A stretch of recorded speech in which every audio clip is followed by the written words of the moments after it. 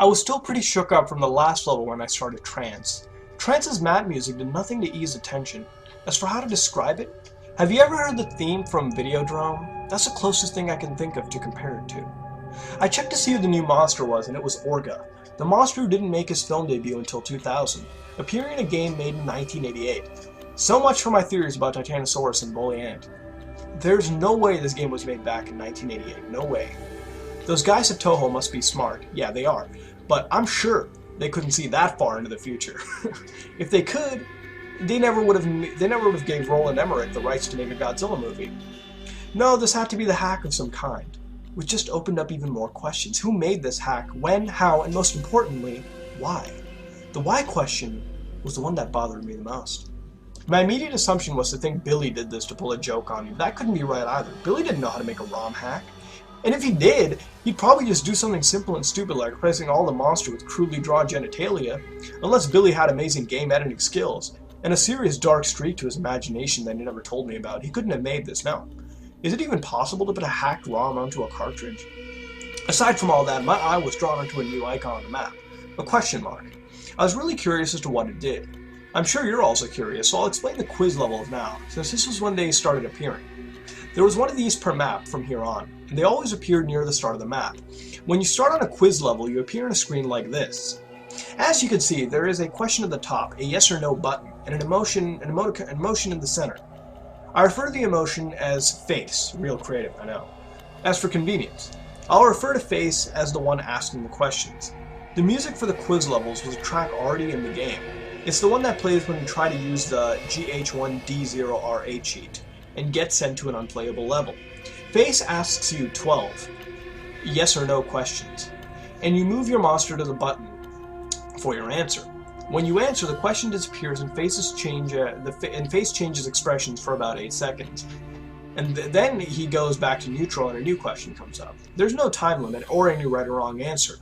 Face has no respect for the player's personal boundaries and will sometimes ask deeply disturbing and personal questions. For example, do you like hurting people? Or have you ever killed, raped anyone? Or have you been molested by a family member? Other times you would ask questions that were either mind-numbingly stupid, such as, is the sun hot? Is water wet? Or just flat out ridiculous. Does your dog like the president? And maybe once per quiz, Face would ask you a question about the game.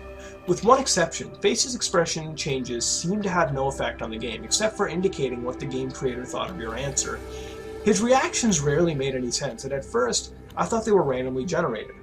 The questions never followed a pattern. Face never stayed on the same subject for more than 2 questions. Early on, there were questions that made me think Face was building up to something, only to then ask some stupid garbage. Here are the expressions of Face that I saw when playing. I'll separate them into categories. The expressions I understood and the expressions I didn't. First are the expressions I understood. Number 1, neutral, his default expression. Number 2, angry. If you try to attack Face, his expression changes to this, but nothing else happens. Number 3, sad. Number 4, happy. Number 5, sick. Number 6, maniacal. Face made this expression when he was being an asshole. You'll see what I mean later. Number 7, surprised. Number 8, love. Number 9, annoyed. Number 10, confused. Number 11, guilty/hurt. And here are the others. 2 of these only appeared once, number 1 and 12, and I suspected they might have been in-jokes from the creator. Their respective questions were, do you like ice cream, and are you a tough guy? As for the questions in the first quiz, luckily I had a notepad and pen handy. I had problems remembering things, so I often carry one around to jot things down, and sometimes I doodle on it when I'm bored. So when the first quiz started, I thought I'd record what happened, and I'm glad I did. Here are the first set of questions, my answers, and Face's reaction. Quiz number 1. Do you like the game? Answer yes, reaction happy. Number 2. Are you afraid? Answer yes, reaction surprise. Number 3. Are you over 18? Answer yes, reaction weird face. Number 5. 4. Do birds have teeth? Answer no, reaction love. Is peanut butter good? Answer no, reaction sick. Does the moon rotate? Answer yes, reaction weird face 11. Have you had a job? Answer yes, reaction confused. Do you like hurting people? Answer no, reaction annoyed. Is the sun hot? Answer yes, reaction sad. Do you like dogs? Answer yes, reaction happy. Is the president good? Answer yes, reaction weird face number 3. Does your dog like the president? Answer no, reaction angry. Now that I've explained all that, time for the gameplay. After the quiz level, I tried the new green temple icon first. Maybe this game was so weird one of the deciders were clearly drugged out of his or her mind. Jokes aside though, I was quite impressed by the graphics of this level, as disorienting as they were, but I hate to think those creepy blank staring statue faces. The music had a hypnotic Indian techno vibe to it.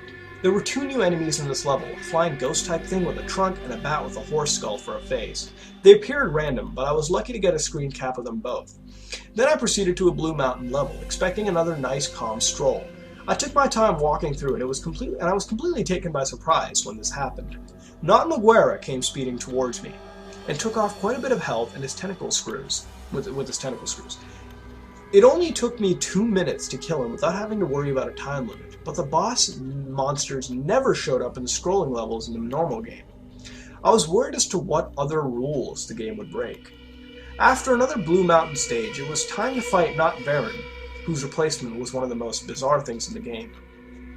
This strange creature attacks you by kicking, and also opening up his chest and firing heat-seeking missiles. I still don't get it. The missiles were sometimes a pain to deal with, but I found out you could tail whip them out of the way.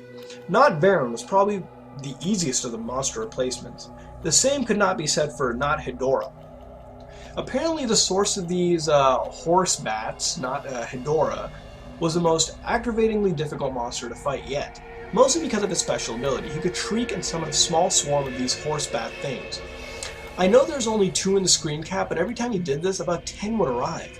The AI took advantage of the distraction and attacked twice as fast, while the horse bats were flying around. Once the annoyance was over with, I went through a green temple level to kill some enemies to restore my health. Interestingly, none of these horse bats showed up after Not Hedorah was killed, and then that was when I got an idea. If killing all the monsters makes the red face show up, what would happen if I avoid fighting Orga and go straight to the base? So I gave that a try. The game told me there was no monster there when I tried to start the base level, and immediately afterwards the game took control of my Godzilla piece and moved in front of Orga. My little trick didn't work, so I tried to prepare myself for another chase, but first I had to beat Orga. The fight with Orga confirmed another thing. Whoever created this game hack was clearly a Godzilla fan, not only because they picked a monster like Orga, but because they actually implemented something that happened in Godzilla 2000 in a really neat way. Orga's primary attacks were a punch and a heat beam from his shoulder cavity. But once you had got him down to half his health, he did something new. He would expand his jaws and try to swallow Godzilla, in the process stealing your health and energy. But in doing so, he gave himself a new weakness. Firing a heat beam into his mouth would take a devastating 4 bars off his life meter. With that weakness revealed, I soon beat Orga, and despite how much I had hoped otherwise, the red face appeared on the map, where the base was. And the music had stopped. I readied myself as best as I could. I started the level, and seeing it was basically the same as the first, I didn't waste a millisecond before I started hauling ass. I soon encountered obstacles in the form of the ground tiles suspended in air. Most of them you could jump over or destroy, others you had to crouch under. About 40 seconds into it, I heard the horrible bellowing roar and saw the spider beast following close behind me. Stacks of obstacles barely slowed it down. It would back up and then charge its way through them, smashing them into bits.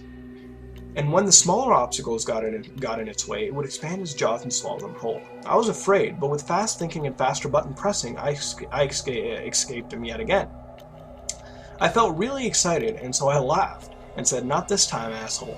I decided to take a screen cap to celebrate, but when I said that sentence, just before the level ended, the monster did something that made my blood run cold. It looked at me. That wave of mortal terror overtook me again, and I sure as hell wasn't laughing anymore. I took another screen cap of the next level title right before I rushed to the bathroom to splash some water in my face, and to take a piss that I nearly failed to contain when that fucking thing looked at me. Cool. Are you recording? Recording. Epic. So, anyways, beginning chapter 3 now. This is in 3, 2, 1, go. So, Chapter 3, Trance. Now, what do we think about this chapter so far? What do we think about the whole story? I am getting more and more intrigued now. There's definitely more and more things that are popping up. We see quizzes, we see new map screens, we see new monsters, we see new everything. What about you, Mike? Alright, I think this is where our opinions differ just a little bit. I am intrigued as well, but the quizzes really start to kind of lose me. Right. Now, before we get to the quizzes, let's talk about the referencing from the movies. You know, the dedicated fan. And, like, I mean, this player is definitely a dedicated fan. You know, Oh yeah, definitely. I'm not a huge Godzilla person, but I can definitely see like there has been some love in this creepypasta. You know, writing it. You know, there's a lot of dates being given. There's a lot of movies being given, and it's pretty clear at this point that this is a hacked game, especially with the appearance of Orga. Yeah, definitely. That's something I've always thought about creepypastas is the subject matter really counts. You know, if you enjoy playing Sonic the Hedgehog, then you're gonna love like Tails Doll, and you're gonna love Sonic EXE. The same goes for this. If you like grew up like me watching old Godzilla movies, then this is a really intriguing creepypasta. Yeah, I think for a creepypasta, especially a gaming creepypasta, to really be good, you really got to stick true to the source material, and you can't really deviate or like mess it up too much, you know. Right.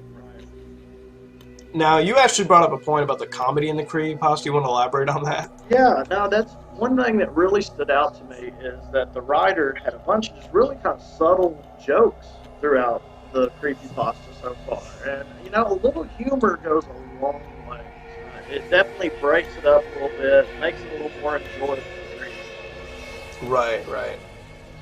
Well, see, here's like, I mean, it sort of shows me that there's not a whole lot of intense trying going on to make it really, like, some creepypastas really try to just keep on piling on the horror, the creepiness, the scariness, when really that just often ruins it. I mean, too much just kills the whole experience, right? Right. I mean, if you look at the whole Ben Majora's Mask, the whole like Jad Usable postings and all that, he wasn't trying too hard. Yeah. Right? It felt really realistic. It felt really nice. Okay, and when you see some creepypastas that do try too hard, there's a lot of this and that. They try to make it so overtly serious that it just ends up ruining the whole experience. This was a nice, subtle way of making it interesting to read, and also sucked you in more. Yeah, no, I totally agree. And really, it's a good balance because it could go the opposite direction. You can use too much humor, and it kind of takes away from the creepiness. But to me, yeah, the creepiness is all gone. Yeah, it's a really good balance. Right. Now, at this point, just a small note: the ROM hack is acknowledged by the player. Now it's the assumption that Billy would do it to pull a joke, but Billy can't. So it seems like this ROM hack could be occurring by some outside source. So I guess that's also intriguing to note, like, who could have done the ROM hack. It's a little question you ask yourself. Right. Who is behind this? Exactly. Yeah. Now, the next thing is the quiz. Now, this is where your opinion and my opinion differ. I think the quiz is I think it's a unique concept. I mean, we've seen it before, but it's a unique concept that doesn't often get used. And to me, it's also intriguing from the start. Because in my opinion, the quiz starts out normal, and it asks you these weird questions. Like the one screenshot, I'll show you right now, is, do you like dogs? Now, it seems like a dumb question, right? Right. But it's such a dumb question that it often makes you wonder. It has such mystery around it that you constantly are thinking about, like, what does it mean? Why did the game ask me, why do I like dogs? Why is it doing this? It's such an intriguing, it's such a mysterious sort of thing, right, that you keep wondering about it. Plus the faces that come are just so, like I swear, some of them look like they're E.T. faces, which just add to the whole creepiness, right? But yeah, no, that is one thing that I will agree with you with as far as the quizzes go, is that, here I am always complaining about creepypastas being too cliche. I have to agree. The quiz part is pretty rich. Right. And now, again, one thing I do agree with you on, and your point is that there is like some payoff issue here. Like it just starts off like it feels somewhat shoehorned into it, like some of the questions. Yeah, it just really kind of out of place, and like we've talked about before, there's got to be some kind of payoff to the quiz, but we'll find out. We will find out. Now, some of the faces, the emotions, if you look at the screenshots here, I mean, the faces that this thing makes, the name, right? I mean, some of these faces are just outright, like creepy.